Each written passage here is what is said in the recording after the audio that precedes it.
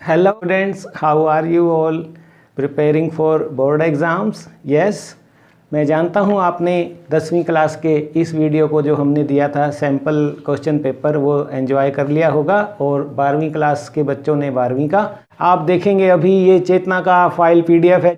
इसके अंदर हम आपको टिप्स भी देने वाले हैं कि आने वाले 20 अप्रैल से जो आपके पेपर शुरू हो रहे हैं उसमें किस तरह आपने अटैम्प्ट करना है या फिर आप इनकी आंसर करने का तरीका देखकर कैसे मार्जिन रखना है, क्वेश्चन नंबर डालना है, कैसे अटैम्प्ट करना है, वर्ड लिमिट का कैसे ध्यान रखना है, ये सब भी आप ऑब्जर्व करेंगे। और हम डिस्कस कर लेना चाहते हैं इस मौके पर कि वो कौन कौन सी बातें हैं जो आपने ध्यान रखनी है कि कैसे आपने डिलीवर करना है। इट मैटर्स मोस्ट, 2.5 घंटों का कैसे आपने मैक्सिमम यूटिलाइजेशन करना है। आपने देखा होगा कि डिलीवर करने का हम प्लान नहीं बना पाते, तभी आप सोचते होंगे कि ये बच्चे पढ़ते कम है लेकिन मार्क्स ज़्यादा ले जाते हैं और हम इतना पढ़ते हैं फिर भी हमारे मार्क्स नहीं आते। ये क्या कारण है? वो यही कारण है। जैसे ही आपको क्वेश्चन पेपर मिले एनालाइज कीजिए, 10 मिनट दे दीजिए, एक प्लान कर लीजिए कि कौन सा आप पहले करने वाले हैं, कौन सा बाद में करने वाले हैं। बिल्कुल एक माइंड मैपिंग कहते हैं जिसे, वो बना लेना है आपने, निशान लगा सकते हैं आप, ठीक है, एक माइंड पर भी आप कि मैं ये करने वाला हूँ, ठीक है। लेकिन एक बात का ध्यान रखना है कि एक क्वेश्चन के सभी पार्ट आपने इकट्ठे करने हैं, अलग अलग नहीं करने हैं। एग्जामिनर के लिए मुश्किल नहीं करना है, आसान करना है आपने। जैसे फ्लेमिंगो या फर्स्ट फ्लाइट के आप क्वेश्चन हल कर रहे हैं, उसके सब पार्ट हैं तो आपने वो इकट्ठे ही करने हैं। ये नहीं है कि फर्स्ट फ्लाइट के जो आपने 4 क्वेश्चन करने हैं, एक यहाँ कर दिया, दूसरा लास्ट में कर दिया, तीसरा बीच में कर दिया। नो, ये आपने ध्यान रखना है इस बात का। ये जरूरी नहीं है कि आप बिल्कुल सीक्वेंसली ही चलें कि पहला पहले करना है, दूसरा फिर करना है, तीसरा फिर करना है, चौथा फिर करना है। ये जरूरी नहीं होता है, लेकिन उसके अगर पार्ट हैं तो वो इकट्ठे करने हैं। इतना हम आपको अलाउ कर रहे हैं।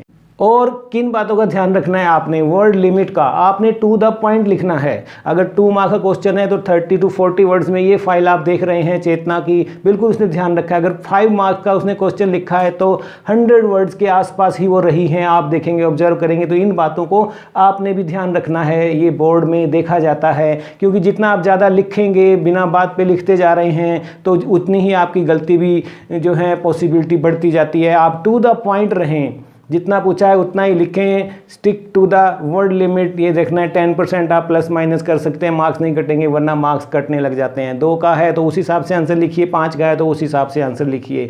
राइटिंग स्किल में 3 नंबर का है तो उसी हिसाब से लिखिए, ठीक है। वर्ड लिमिट दी होती है तो इस बात का आपने ध्यान रखना है।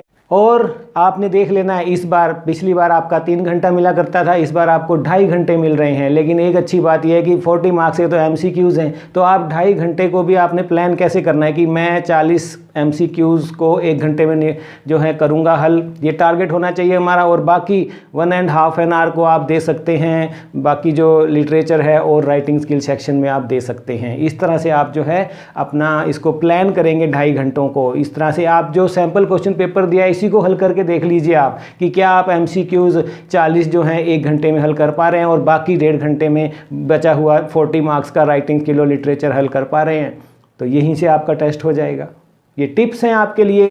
और राइटिंग स्किल का अगर लेटर आ रहा है, एप्लीकेशन आ रही है, एडवर्टीजमेंट आ रही है, रिपोर्ट आ रही है, तो इसमें एग्जामिनर क्या देखता है कि फॉर्मेट का आपने ध्यान रखना है कि फॉर्मेट उसने ठीक से किया है कि नहीं। इतना मोटा एक एक वर्ड का नहीं चेक करने का होता। राइटिंग स्किल में मार्क्स इसीलिए कटते हैं कि फॉर्मेट से ही आपकी पहचान हो जाती है। फॉर्मेट में ही रहना है आपने। एडवर्टीजमेंट आई है, बॉक्स बनाइए। रिपोर्ट आया है तो उसका फॉर्मेट होता है, 4-5 बातें होती हैं।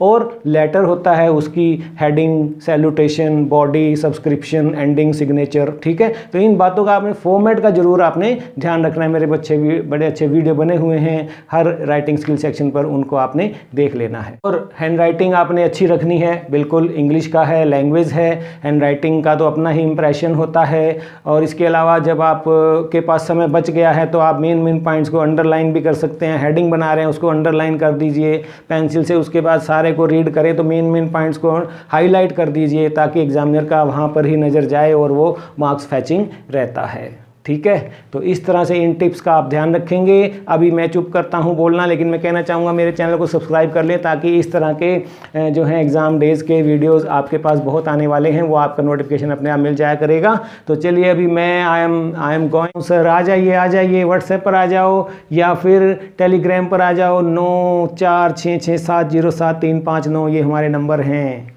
यूट्यूब पर, इंस्टाग्राम पर, फेसबुक पर, हम सब जगह हैं। ठीक है, बने रहिए मेरे साथ। Best of luck 10th class, 11th में भी हमारे साथ ही रहना, खूब एंजॉय करेंगे। All lessons are ready for you. Bye bye, God bless you, thank you.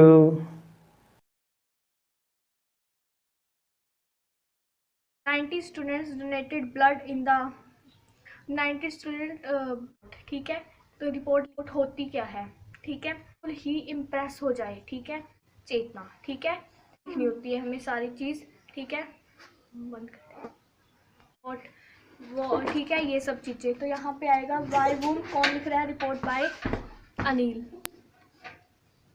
फिर हम ये आगे जो हमारा कंटेंट होगा ना, ये सारा बंद कर देंगे। सर मेरी साउंड लाइटनिंग देख लीजिए, मेरी वॉल्यूम तो ठीक है ना सर? सर प्लीज़ बता दीजिए मुझे, वरना मैं ठीक कर लूँगी अच्छे से।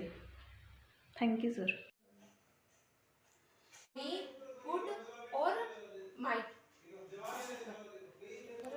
Like GSS school XYZ, okay. उसके बाद हेमावती सेफडोन, अब भोली ने अपना प्रथम दिन, जो उसका प्रथम दिन था स्कूल, ओके, क्लियर हो गया? कर दिया शुरू। गुड हार्दिक के बेटा, ठीक है। तो ये तो हो गया, ठीक है। आ रही हैं, ठीक है, ये हो गया, ठीक है ना। अब ये कर देते हैं।